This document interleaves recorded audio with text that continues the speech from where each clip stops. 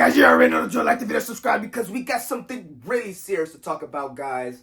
My last video, I went ahead and talked about Jon Jones. And I talked about how Jon Jones isn't a duck. I talked about how Jon Jones is reliable into the UFC because Dana White said in the press conference that Jon Jones isn't reliable. And after I made that video, guys, I've been getting called a casual. I've been getting called a rage baiter. And this is not only you guys from that last video. This has been a reoccurring thing that's been under my name, guys. And I'm not going to lie to you guys. At first, I didn't like it. Being called a casual after putting some deep research into something. Being called a 10 out of 10 rage baiter after being deep and knowledgeable into what I'm looking at. I was like, oh my gosh.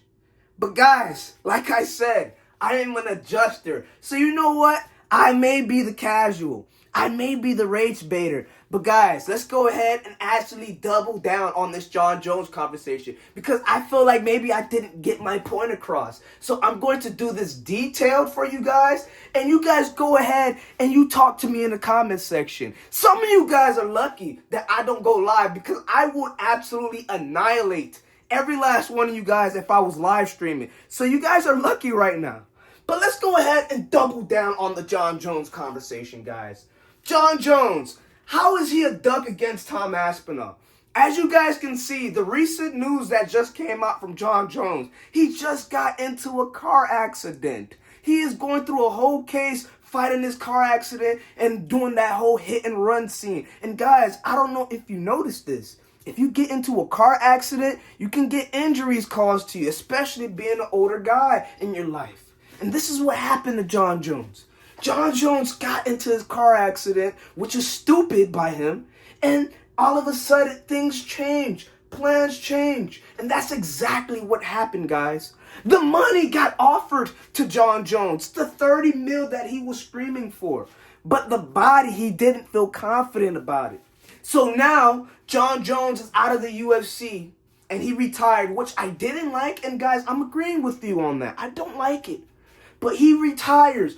Boom. After he retires, he understands, oh my gosh, life is boring without me fighting. Life is boring without me having something to chase for. And he is telling the UFC, I am willing to fight at your greatest event, the UFC White House. And the nerve of Dana White to go ahead and say that Jon Jones isn't reliable. And that leads to the next conversation.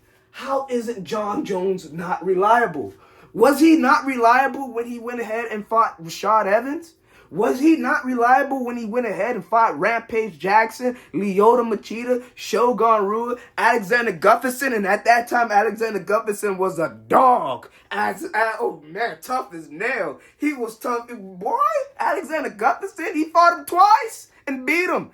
And then after that, he beat Dominic Reyes. After that, he beat Daniel Cormier twice. And then all of a sudden, boom, I want to move up to the heavyweight division. And that's something he put in his sight, something he put in his goals. And that is something he did. And it took him a long time to do it, we'll say that. But it's something that he did, and he was a man of his word on doing. So now, bang, he goes up to the heavyweight division. One thing we can't say is that Jon Jones ducked Francis Ngannou, right? Francis Ngannou. He didn't duck him. He was calling him out. Where you at, buddy? And Francis Ngannou ducked Jon Jones. None of you guys are giving Francis Ngannou any flack at all, which is crazy for that.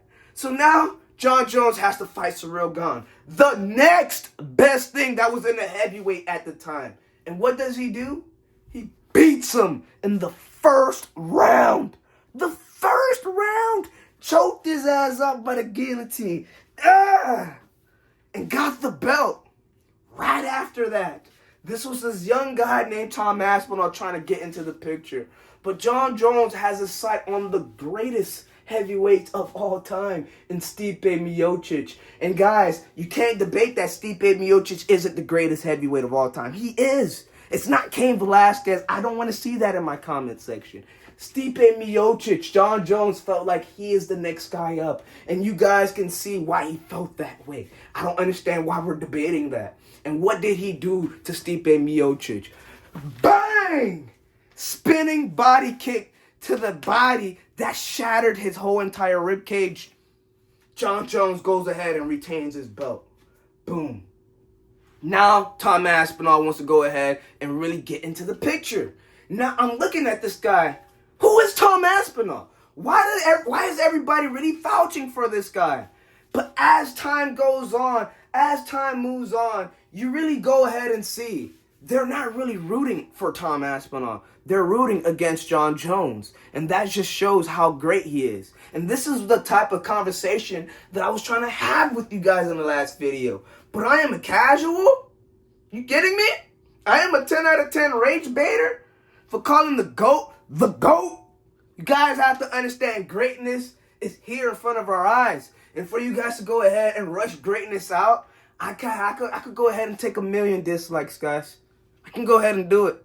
I will stand on my word as a man. And I hope you guys stand on your word. Because guess what? I can promise you one thing. This Tom Aspinall and John Jones fight is going to happen. I know my guy, John Jones. I don't know if you know your guy, Tom Aspinall. I doubt it. I know John Jones is going to take this fight. And when he takes this fight against Tom Aspinall, it's going to be a bloodbath.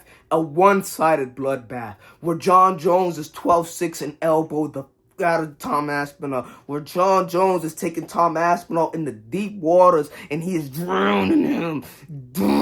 He is going to break limb by limb. He is going to go ahead and dominate anybody else that comes in the way after that, because there is nobody in the way after that. Guys, understand, the storm is coming.